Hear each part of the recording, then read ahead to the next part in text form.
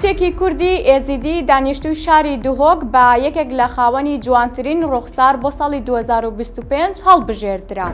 ساڵانە ماڵپەڕی تیسی کاندلێر ڕیزبەندی 100 لە جوانترین ڕوخسارەکان لە سەرتاسەری جیهان بڵاو دەکاتەوە.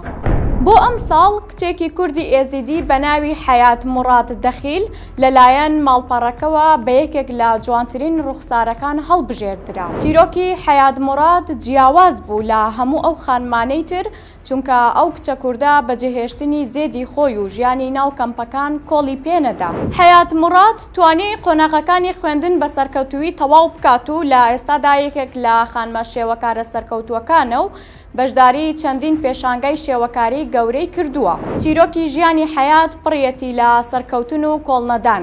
لە ساڵی 2022 وەک شاجوان هەڵبژێردرا. ئەو کچە کووردە خەڵکی قەزای شەنگالە و لە کەمپی شاریا لە شاری دوهۆک نیشتەجێ بووە. حەیات موڕاد وەک کچێکی کوردی ئێزیدی خۆشحاڵە کە توانیوێتی یەکێک بێت لەو جوانترین 100 ڕوخسارە کە لە سەرانسەری جیهاندا هەڵبژێردراون.